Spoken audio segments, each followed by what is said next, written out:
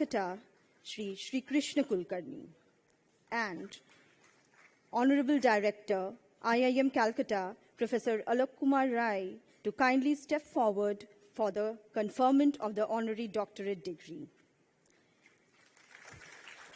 Our respected chairperson, Board of Governors, is now requested to kindly present the ceremonial shawl to the Honorable Minister. Our respected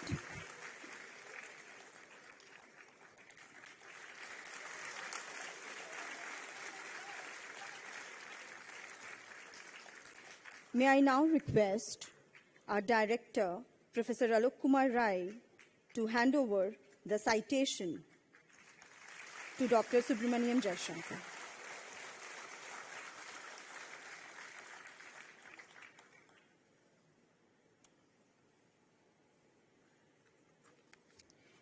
May I now take the privilege to invite our honorable guest of honor, Dr. Subramaniam Jaishankar, to kindly deliver his acceptance address.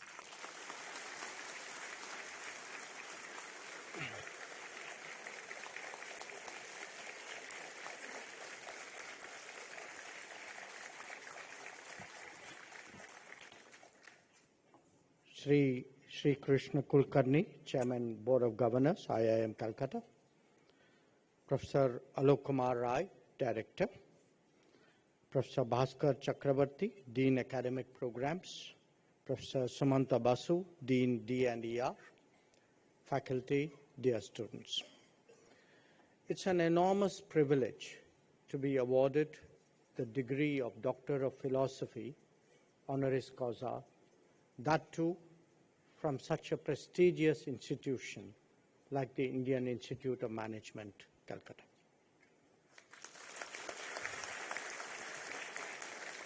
As the first Institute of Management of independent India, IIM Calcutta really has a unique standing. Your Triple Crown accreditations are an attestation of your stature.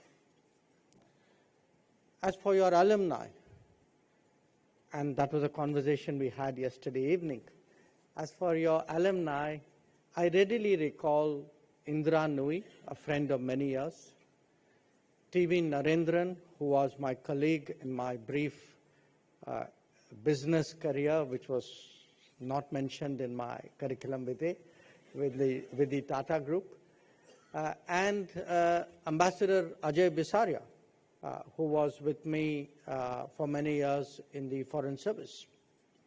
Of course, there are many more who have brought fame to their alma mater. And all of you, I know, will continue to uphold the standards of excellence. Now, my own life has been spent in the study of international relations and the pursuit of diplomacy. This was initially as a student, then for more than 4 decades as a diplomat, briefly, as I said, on the global side of business, and currently as the minister with the responsibility for the conduct of our foreign policy. In the course of this journey, my own understanding of this subject has evolved, and perhaps the sharpest realization is of the intricate connect between national capabilities and external aspirations. This is clearly not rocket science, but the complexity of that linkage and its relationship to policy options is something that is really brought home by experience. It is therefore natural that on an occasion like this, that too at an institution so deeply associated with our economic growth, that this should be the subject of my address. For many decades now, this connect that I have referred to has been conceptually articulated as comprehensive national power.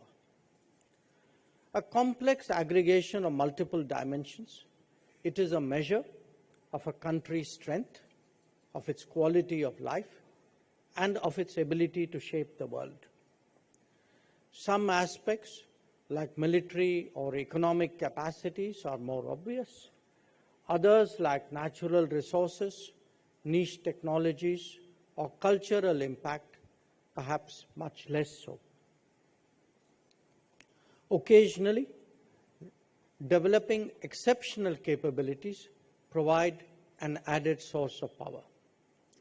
Now, conversely, allowing crucial vulnerabilities such as neglect of border infrastructure or indifference to industrialization can be a great weakness. Now, it is sometimes said that the best foreign policy is high economic growth. Well, there is much truth to it. Reality is actually much more complicated than that. It is not just about progressing on a broad front, but also paying attention to specifics which have a larger implication. Let me illustrate that. Contemporary debates today about chips, about rare earths, about connectivity illustrate this point. More than that, there is actually the question of fostering an underlying culture which determines a society's attitude, its habits, and its temperament. For all the talk about services, it is only by manufacturing that we can actually really appreciate technology, spread an industrial culture, and encourage innovation. And that is precisely why, in an extremely competitive world, the state of entrepreneurship at home is intrinsically linked to the pursuit of interests abroad. It is central to how we relate to the world and equally a beneficiary of what we draw from it. In that sense, my world and yours are really not that far apart. Let us turn to the global landscape and begin by recognizing the profound changes underway. This is an era where politics increasingly trumps economics, and that's not a pun. Decisions are now being made not merely on costs, but taking into account ownership and security. Where a product is made or who offers a service is as important as their price points. When de-risking overrides the logic of efficiency, the mantra of just in time actually gives place to the caution of just in case. Of course, globalization still exists because it's too far gone to be rolled back.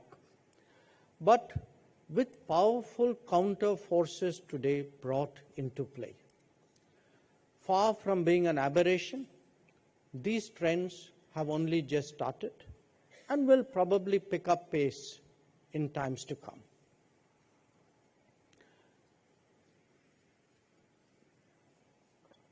Now let's turn our attention to some key elements of this transformation, which actually make for a less rule-bound and a more fragmented world. The United States, long the underwriter of the contemporary system, has set radically new terms of engagement. Not just that, it is doing so by dealing with countries on a one-on-one basis rather than through regimes. China has long played by its own rules and is now doing so even more. In the ensuing scenario, other nations are unclear on whether their attention should be on the visible competition or the trade-offs and understandings that punctuate them. Faced with such pulls and pressures of globalization, of fragmentation, and of supply insecurity, the rest of the world responds by hedging against all contingencies. Even as it engages the United States and China directly, choices are avoided where feasible, and choices are made when beneficial. Simultaneously, other options between themselves are explored with greater urgency. One sign of that is the uptick in the enthusiasm today for free trade agreements across geographies. Now, while all of this is happening, the global picture is by no means static. Europe and Asia are reassessing their respective strategic predicaments. The very landscape in the Middle East has undergone a transformation. The importance of partnering Africa's growth is more widely recognized. And as distances become less relevant, new opportunities are visualized in Latin America. Now, please also bear in mind that the relative weight of nations in different domains is also undergoing a major change. Whether it is manufacturing, energy, trade, finance, technology, natural resources, connectivity, or mobility, the world is not what it was, say, just a decade ago. A third of global production currently takes place in China. This has put the spotlight on the resilience and reliability of supply chains. Conflicts and climate events have added to the possibility of their disruption. When it comes to energy, the US has gone from being a major importer to a significant exporter of fossil fuels. At the same time, China dominates the world of renewables. Where trade is concerned, supply-side risks are aggravated by demand-side uncertainty. The salience of tariff rates to trade prospects has obviously heightened volatility.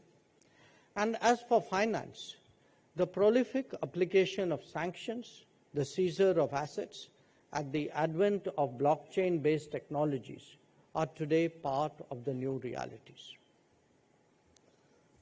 And what can we say about technology when the mother of all changes, artificial intelligence moving towards artificial general intelligence, is at our very doorstep? Understandably, it has a direct impact on the competition for natural resources, especially rare earths and critical minerals.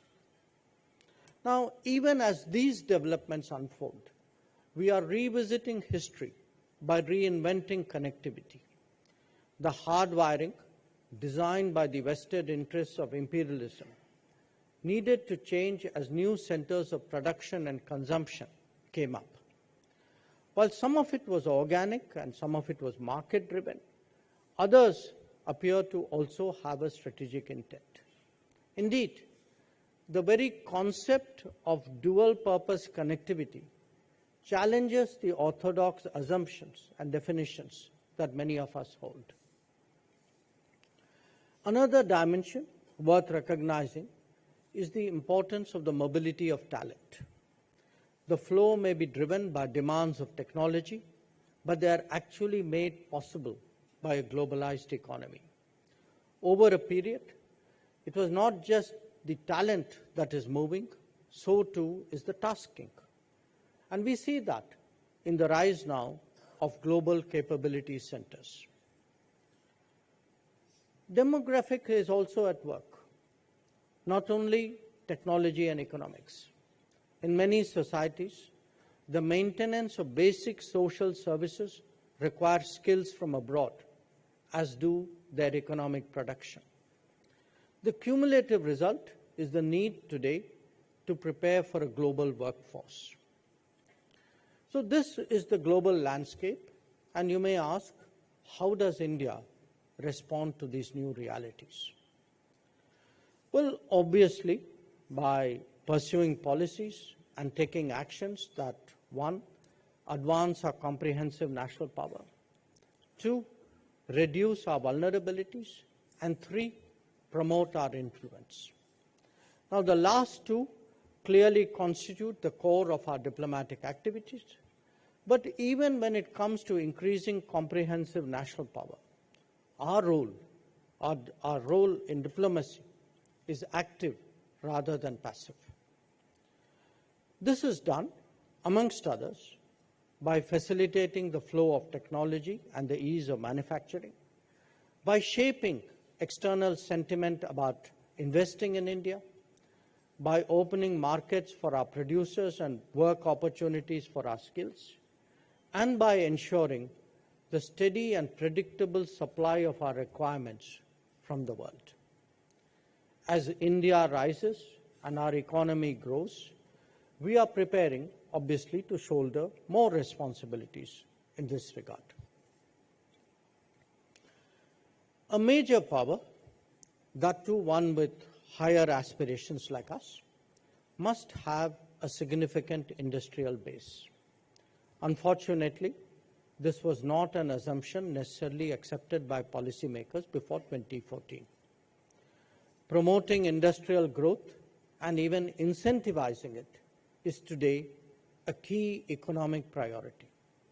The emphasis on Make in India in the last decade speaks of a different mindset and greater ambition.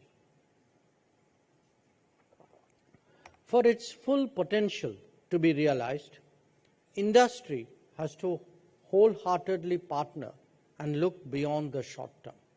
It must help build the domestic supply chain even as we seek to participate more in the global one. As it strikes roots, Make in India is strengthened by research in India, innovate in India, and design in India. Not all missed opportunities of the lost decades of the last century can be recovered. But there is considerable scope, believe me, to play catch-up, especially in selected domains.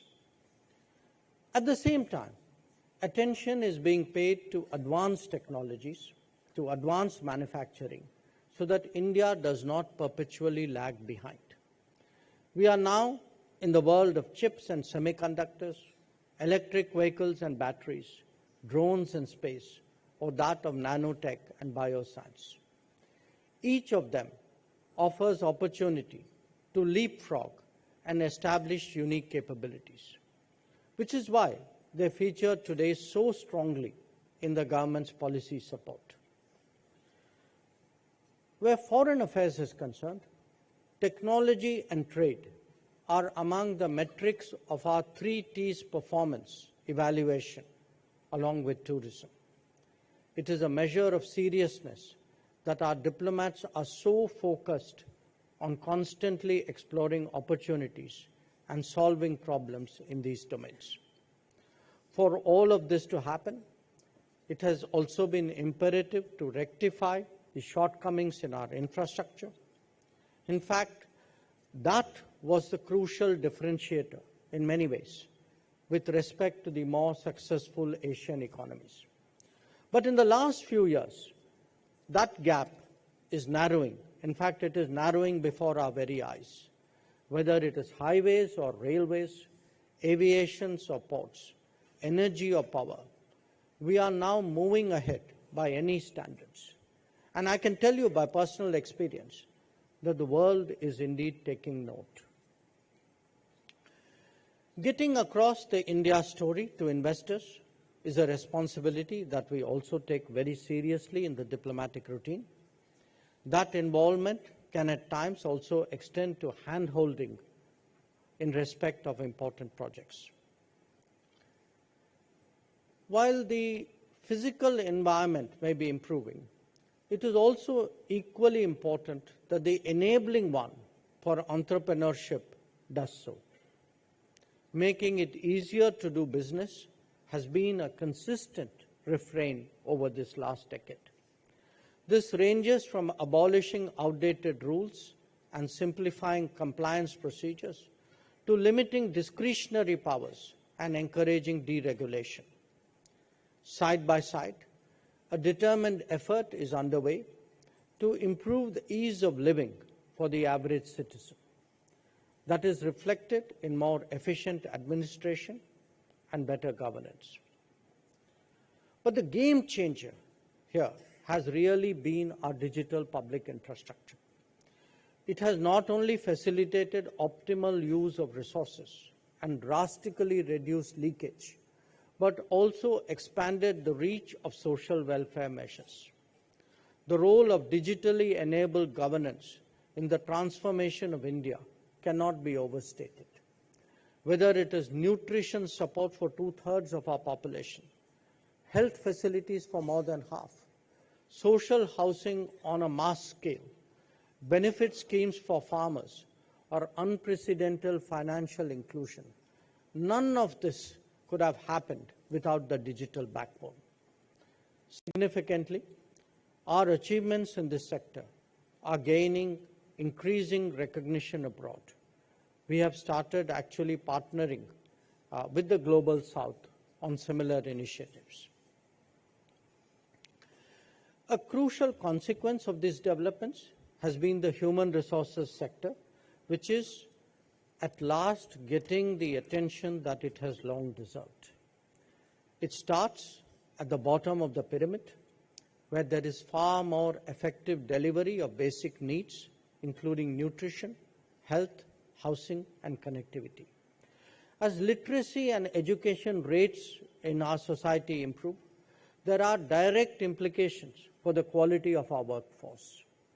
Educational institutions have actually doubled in the last decade, but there is obviously much more work to be done.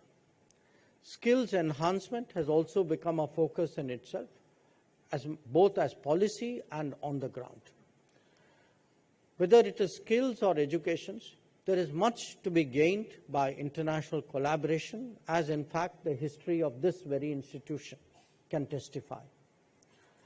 We have consequently been active in assisting foreign universities and skills institutions to establish their collaborative or other presence in India. The initial results are already visible. As international demand for talent and skills increase across professions, we are obviously today in a much better position to meet it. In fact, addressing the needs of the global workplace is a major diplomatic goal for us. It is reflected in the mobility agreements that we have reached with many countries. Moreover, as more Indians go out in the world, we must arm them with greater confidence, ensuring the welfare through evacuation in conflict situations, or indeed the manner in which we looked after them during the COVID pandemic. These send a very strong message to our citizens who go out in the world. Now, just as power has a comprehensive definition, so too does the concept of security. Nations, again I stress, especially the large ones, need to be reassured when it comes to energy security, food security, health security, or for that matter even fertilizer security. That means ensuring the smooth working of supply chains and negotiating long-term arrangements and understandings. The COVID pandemic tested us in that regard when it came to vaccines, just as the Ukraine conflict impacted our energy access. By securing vaccine ingredients and accessing additional energy and fertilizer sources, we actually demonstrated that a responsive foreign policy can indeed deliver for every citizen. In an uncertain world, it is all the more important that we continuously diversify supply sources to ensure, to actually guarantee our national needs. With these considerations in mind, we are today endeavoring to forge new trade arrangements and promote fresh connectivity initiatives. While they certainly represent key facets of our policy priorities, it also speaks for the importance that the world attaches to ties with India. As we ascend the global economic hierarchy, the case for them will only get stronger. These exercises have long-term repercussions and therefore need to be embarked upon with great judiciousness. When it comes to trade, we will naturally be guided by our people-centric vision, just as our connectivity plans will be by strategic as well as economic considerations. Among the methods of promoting India abroad is through extending lines of credit and offering grant assistance. And you could ask me, why is that so important? So I would like to share with you, because this is a core activity of my ministry, that many projects that have resulted from these efforts, in our neighborhood especially, have been crucial for connectivity with our partners. There are other instances where such support has helped to introduce Indian companies and their products to new markets. And not least, as our own capabilities have forged ahead in domains like power grids, water infrastructure, highway building, or railways, we have actually been able to offer cost-effective solutions abroad. Showcasing this new India is very much at the center of the diplomatic mandate. The link between national development and foreign policy will only get deeper as the world globalizes and as we all embrace technology. To a considerable extent, our prospects must take into account access abroad, whether to markets, to resources, to technologies, or even to work opportunities. At the same time, some of our solutions emerge through collaborations with global partners. They hold the potential of leapfrogging our growth in many domains. In a competitive environment, our well-being and progress are best assured by creating a benevolent external environment that involves understandings and calculations as they do give and take, which are what diplomacy is all about. At one level, we have to optimize our positioning vis-à-vis key global players and regions. Agenda-based smaller groups are also being created. At another, stronger linkages need to be nurtured with our immediate and with our extended neighborhood.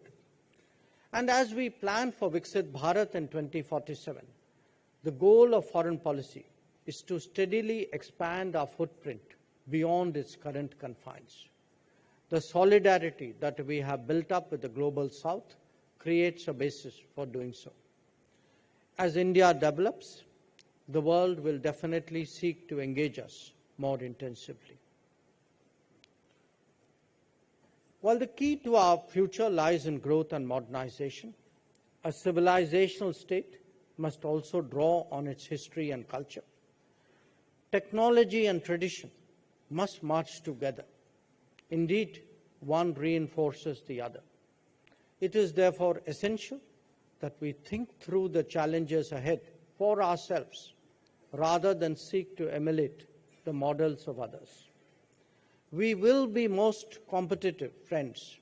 We will be most competitive when we find solutions that resonate with who we are.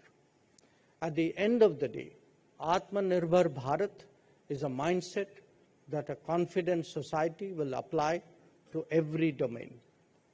And as we do so increasingly at home, I can assure you today that it will empower our diplomacy abroad. So with those words, once again, let me thank IIM Calcutta for this enormous honor. Let me thank you all for joining me today. And I can only say that for me, it's a matter of enormous pride to be part of your alumni. Thank you very much. Jai Hind, Jai Bharat.